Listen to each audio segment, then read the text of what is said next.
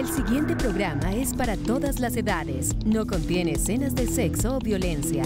Es apto para toda la familia. Cuenta con el sistema Closed Caption y es financiado con recursos del Fondo Único de TIC.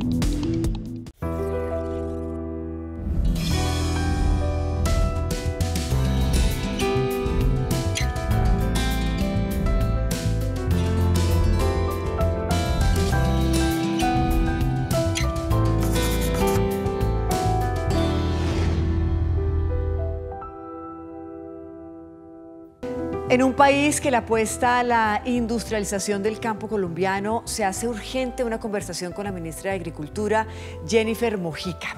Ella es abogada bumanguesa de la Universidad Nacional y es defensora de los derechos humanos, entre otros temas.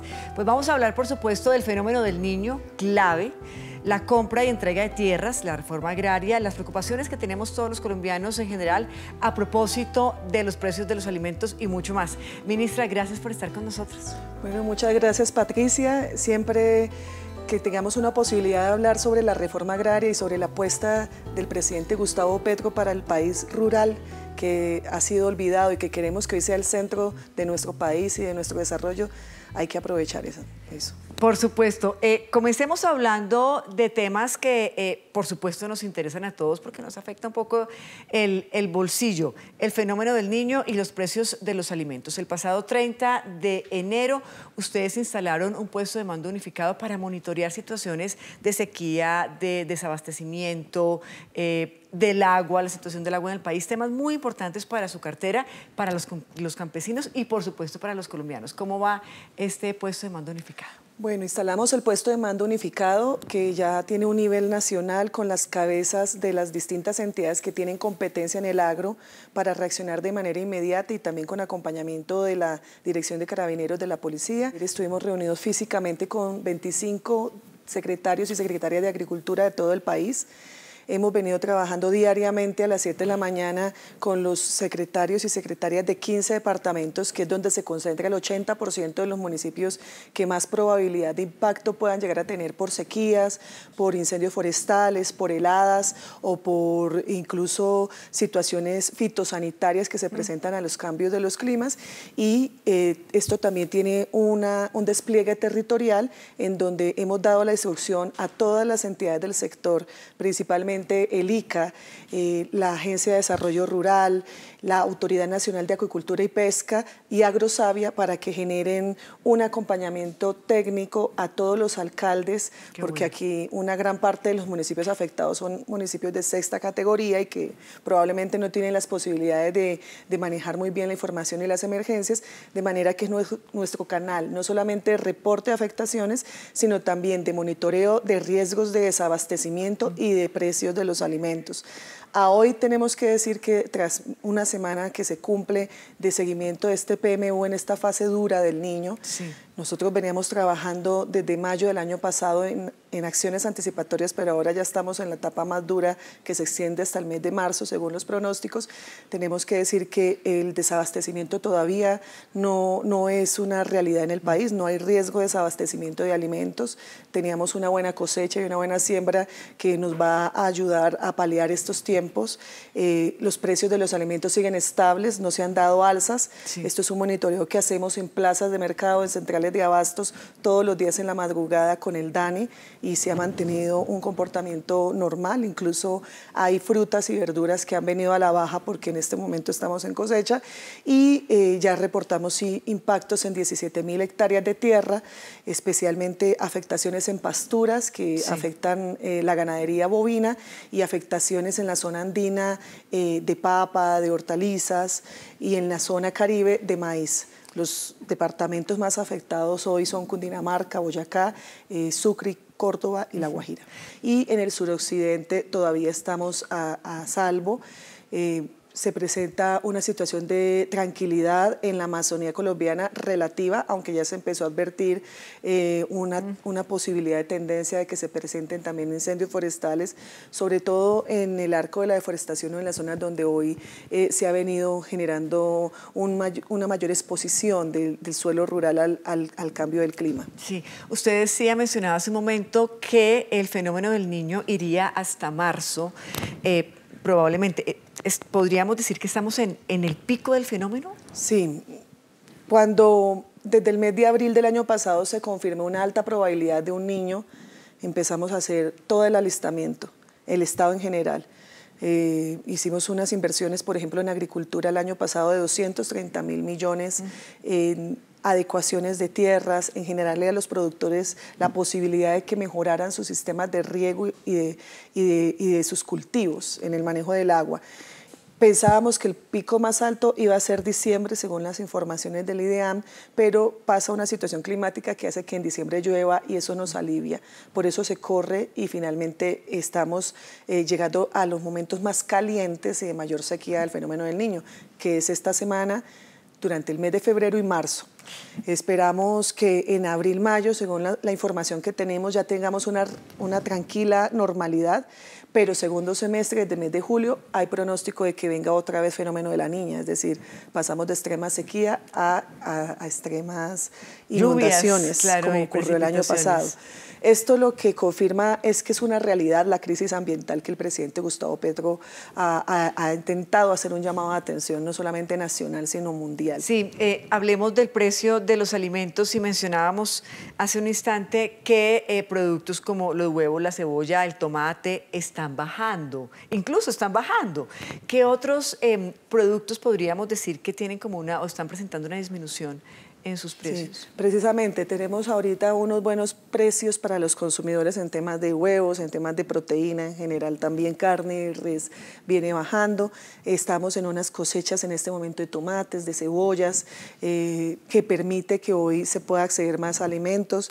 También en temas de hortalizas estamos en un momento de cosecha.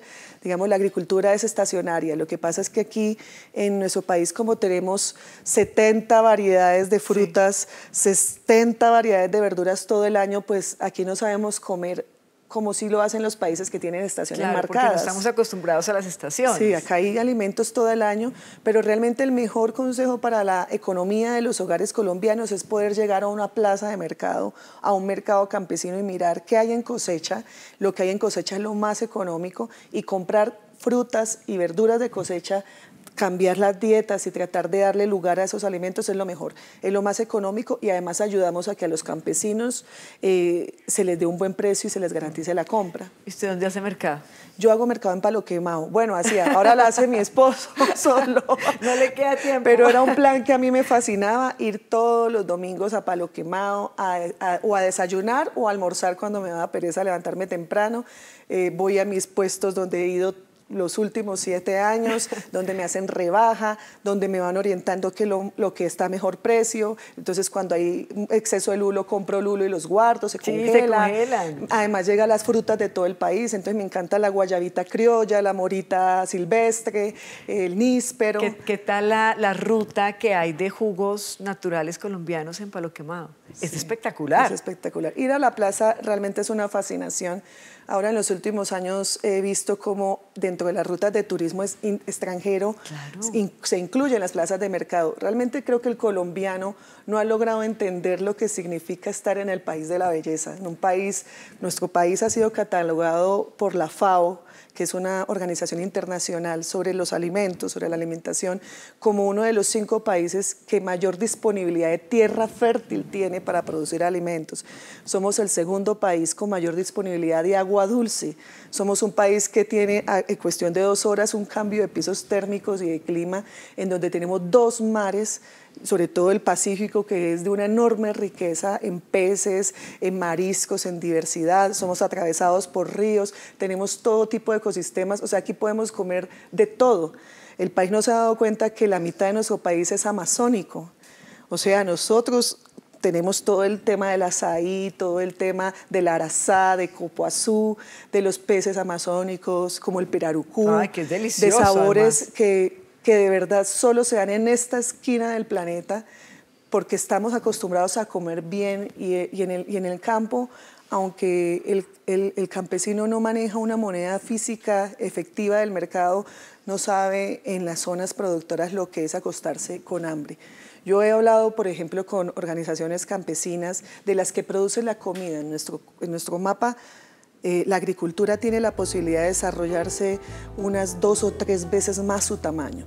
Sí. Y es por eso que la reforma agraria es fundamental. ¿Hablamos de eso después de la pausa? Muy bien. Bueno, ya regresamos a Entrevistas con Alma de País.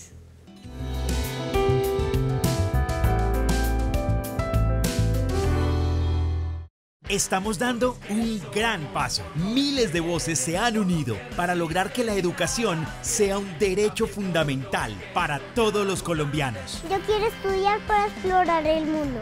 Yo quiero estudiar para tener más y mejores oportunidades en la vida. Yo quiero estudiar para ayudar a mi familia a salir adelante.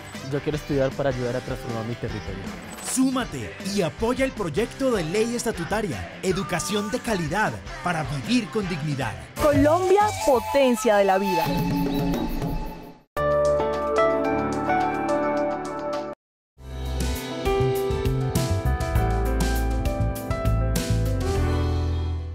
Gracias por continuar con nosotros en Entrevistas con Alma de País. Hoy hablando con la ministra de Agricultura, Jennifer Mojica, de todo lo que tiene que ver, por supuesto, con lo que sucede actualmente en Colombia, el fenómeno del niño, el precio de los alimentos, etc.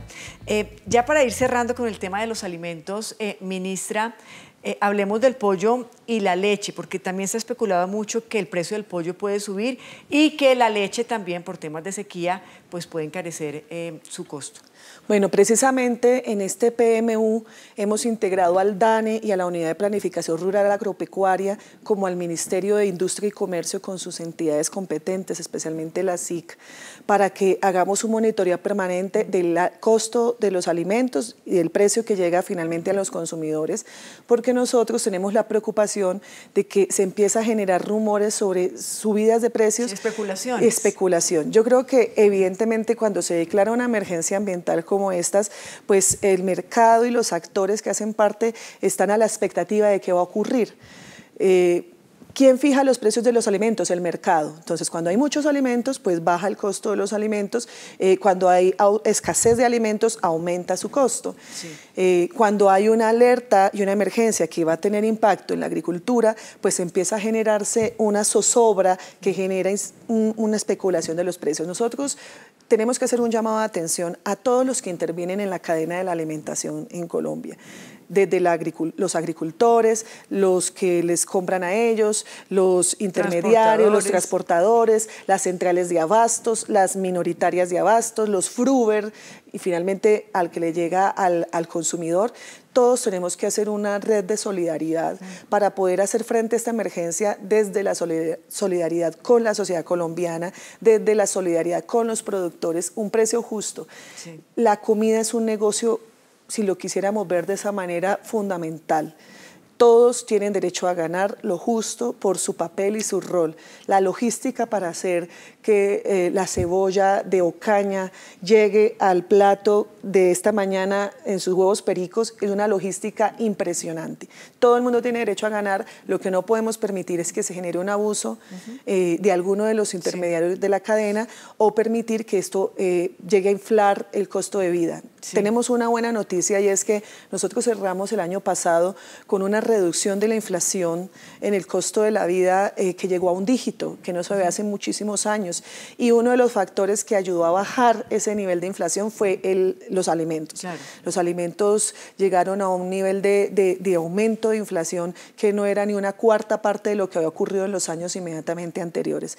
Eso nos da una zona de confort para poder estar hoy frente a una situación del niño que no está generando todavía un desabastecimiento, o sea, el área afectada todavía es minoritaria frente a lo que tenemos y la idea es avanzar en acciones preventivas para que los impactos sean menores. Eso es importante que la gente también lo tenga presente y claro, porque primero pues para no generar esas especulaciones y tampoco ni caos ni crisis frente al tema, pero ministra, hablando de precios, porque en Colombia el precio del arroz, por ejemplo, es tan costoso. Uno se pregunta el arroz, a todos nos encanta el arroz y yo creo que no ha habido un día, o por lo menos en mi casa, que no se hace arroz en la casa.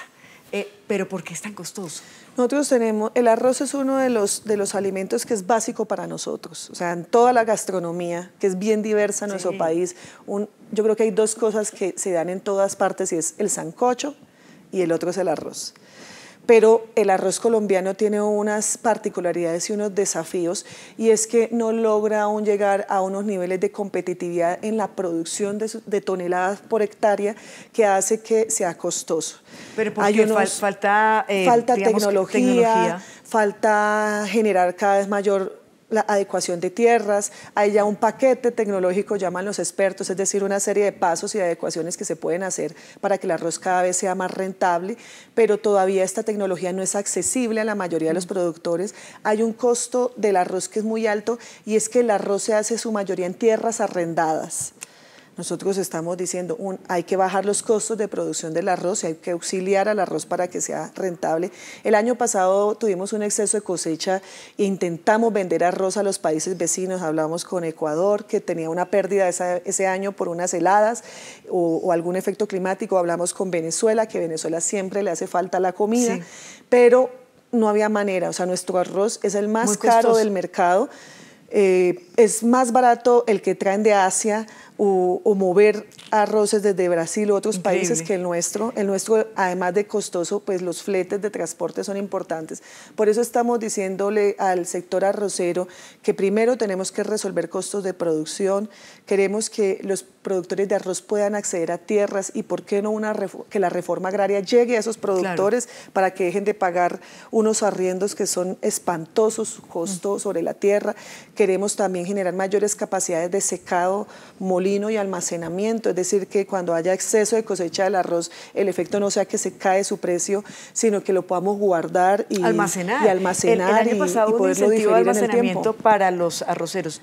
¿Sigue este año el incentivo? El incentivo lo hicimos el año pasado, a pesar de que el gobierno nacional había tomado la decisión de no hacerlo, y lo mantenemos, no tenemos la decisión de hacer incentivo al almacenamiento, porque este incentivo lleva 20 años generando cada 2 años o cada sobrecosecha una transferencia directa que no resuelve nada. Ya. Finalmente se pone unos recursos en donde de pronto el que tenga mayor capacidad de diligencia los pide y los gasta, pero eso no redunda ni en los productores del arroz, ni en los consumidores del arroz, ni en el precio del arroz.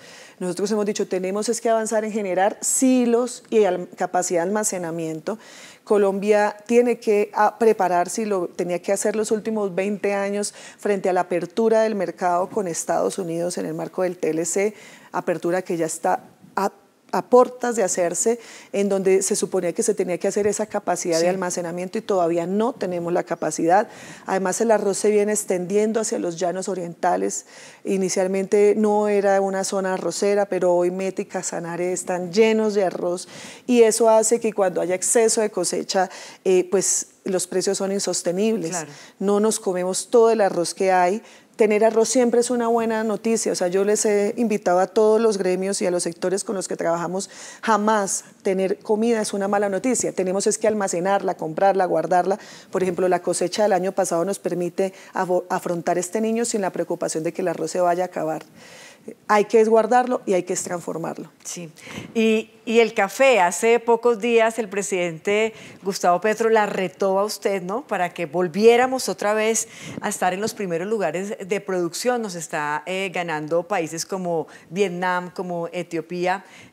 ¿Qué vamos a hacer ahí con los cafeteros? Bueno, hay que aclarar que nuestro café sigue siendo destacado en el mundo, claro, por su calidad y aroma. O sea, el café colombiano indiscutiblemente, y hasta nuestros vecinos, cuando nos reunimos con ministros y ministras de Agricultura de las Américas o de la CELAC, todo el mundo dice, cafecito colombiano. Obviamente hay que llevar café colombiano. O sea, en eso es indiscutible. Nosotros tenemos un segundo lugar muy consolidado en el mundo en café arábica, que es nuestra especialidad, nuestro sello y nuestra distinción. Y en arábica no cualquiera, sino las especiales, que además es una apuesta dura. O sea, no es como hacer un café de monocultivo de una sola clase, sino tiene una especialidad, al punto que me ha sorprendido como ministra de Agricultura que hoy prácticamente en cada finca hay un café diferente, porque la geografía, el contexto, el clima, la manera en cómo hacen las cosas, los cultivos frutales que hay alrededor, le ponen una impronta, claro, y un sello a cada café, y Colombia tiene que volver a tomar café bueno, no más café de residuo, no más cafés importados que no valen la pena. No puede ser que en el país cafetero no tengamos la cultura. ¿Pero qué vamos a hacer otra vez para hacer? Nosotros hemos venido inyectando desde el año pasado y tenemos una mejora muy grande en lo que tiene que ver también con apuestas que se habían abandonado y era el proceso de renovación de cafetales. Hay que mantener siempre cambiando porque el café en la medida en que envejece va reduciendo. Si reduce su cosecha, reduce ingresos a las familias. Hay más de 580.000 familias colombianas que dependen del café. Nuestro café se hace en predios de media hectárea a 3 hectáreas en su mayoría, 1,5 hectáreas la mitad. O sea, realmente es un producto que integra a la familia campesina. Es la primera reforma agraria que vio el país en el siglo pasado y hoy queremos hacer una nueva reforma agraria.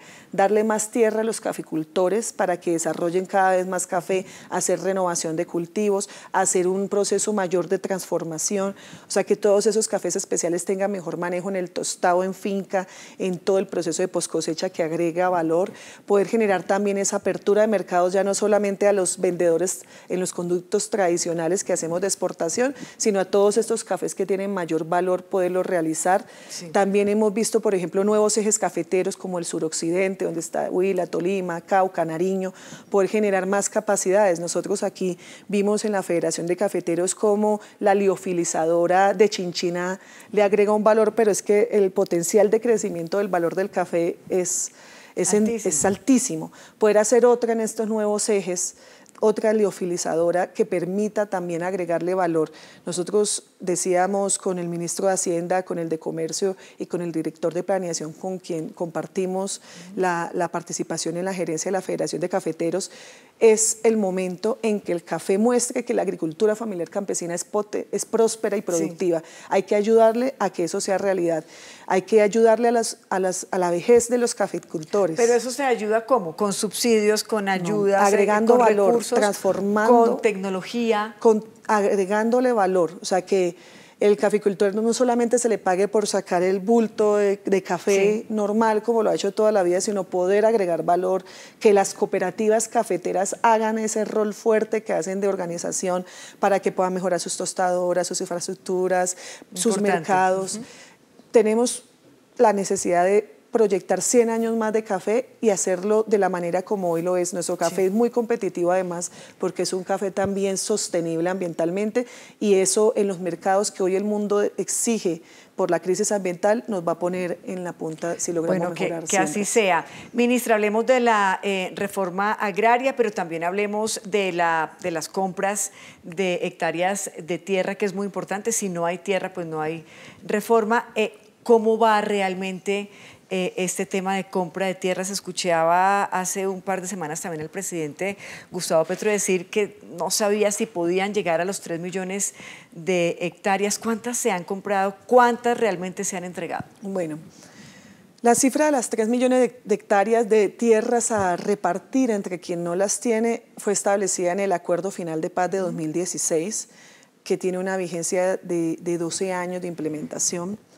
Y lo que el presidente Gustavo Petro y el gobierno plantea es que como ya estamos en la mitad de término de la implementación del plazo, deberíamos llegar al menos a 1,5 millones de hectáreas. ¿Y vamos a llegar? Vamos a llegar.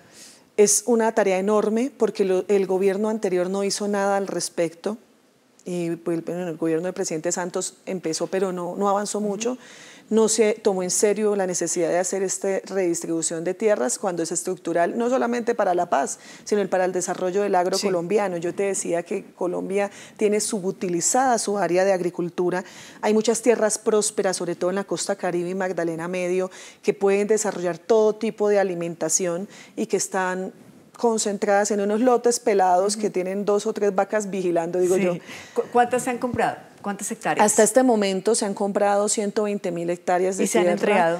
Estamos en un proceso de entrega, eso es un desafío, porque no es solamente comprar por comprar o entregar por entregar tierras, sino se tiene que desarrollar toda una apuesta económica y productiva que para lo que nosotros queremos tiene que ir con transformación económica que genere valor. Sí. Y eso es un proceso enorme, además porque el campesinado colombiano es un campesinado que viene víctima del conflicto armado, perseguido. Claro. El informe de la Comisión de la Verdad nos dijo que era la principal víctima, que hubo un plan para aniquilarlo.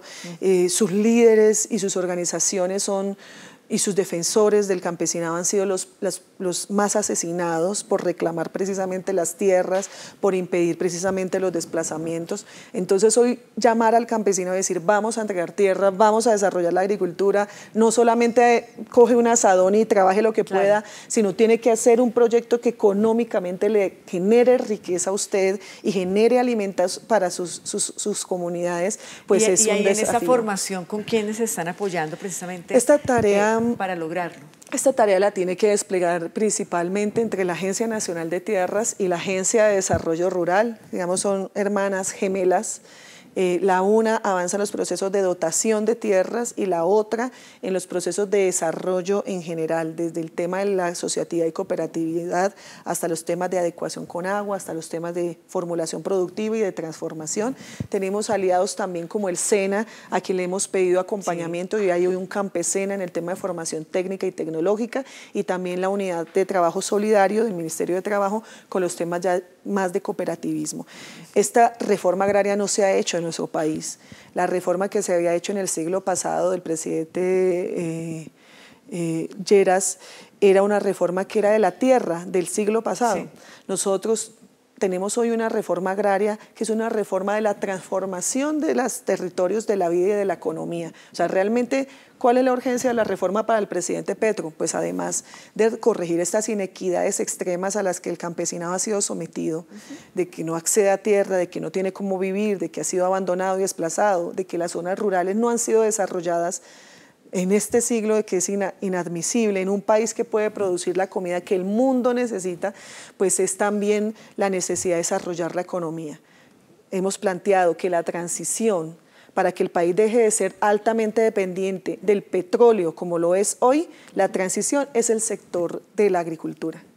Y en ese es en el que más se está, por supuesto, generando recursos de presupuesto. ¿Cuánto tenemos para este año? Y realmente, ya para ir finalizando y dejarlos a todos ustedes con buenas noticias y perspectivas, ¿en qué ejes realmente se van a invertir esos recursos? Bueno, nosotros tenemos la responsabilidad, y el año pasado la tuvimos, de ejecutar el presupuesto más alto de la historia. Sí. El presupuesto del año pasado fue de casi 1 billón de pesos en el sector, que duplicaba el del año anterior y el de los últimos 12 años, y lo ejecutamos, pero este año se dobló. Tenemos 9.2 billones de pesos para invertir en todo el desarrollo, tanto de la política de reforma agraria, de compras de tierras, como en toda la política de desarrollo rural, especialmente una apuesta que el presidente nos ha pedido hacer, y es el desarrollo agroindustrial, o sea, agregarle valor. Hay gente que cuando nos escucha hablar de agroindustria piensa que es el de las empresas, el de los monopolios, sí, el del latifundio, el del monocultivo. No, agroindustrial es la agregación y la transformación de valor, es decir, que el campesinado no siga sacando leche y vender la leche cruda, sino que la pueda pasteurizar, que pueda hacer productos lácteos, productos que se compren, por ejemplo, en el mercado del programa de alimentación escolar, que no siga sacando yuca, sino hagas harina de yuca, almidones de yuca, que le agregues un proceso industrial a tu producto, porque eso le agrega valor. Entonces, eso es lo que queremos hacer. Sí. Es el más alto de la historia. Jamás un Ministerio de Agricultura en el país haya tenido un presupuesto de esa naturaleza. Sí. Y la idea es seguir creciendo cada año, porque el presidente realmente lo siente y es una oportunidad. Los números lo corroboran. De todos los sectores económicos con los que cerró el año pasado, el saludable fue el de agricultura y alimentos. Y este trimestre último cerramos nuevamente con buenas noticias. Vamos recuperando, no tan rápido como quisiéramos, pero vamos recuperando. Tema de empleo mejora en sector alimentos. O sea, la agricultura puede ser ese eje económico de desarrollo que el país necesita. Con esta frase me quedo, me despido.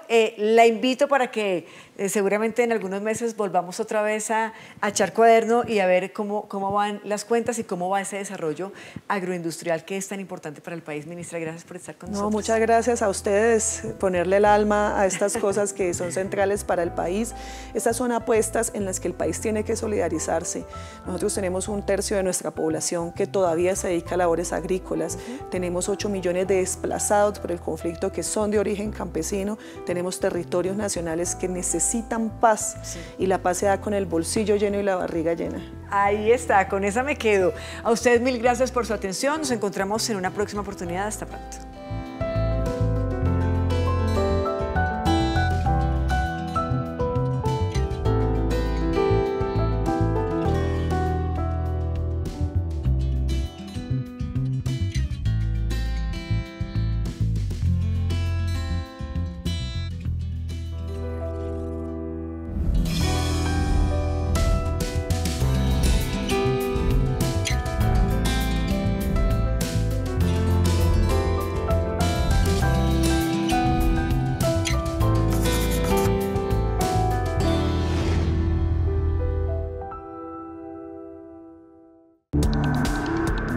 contenido fue financiado con recursos del Fondo Único de TIC.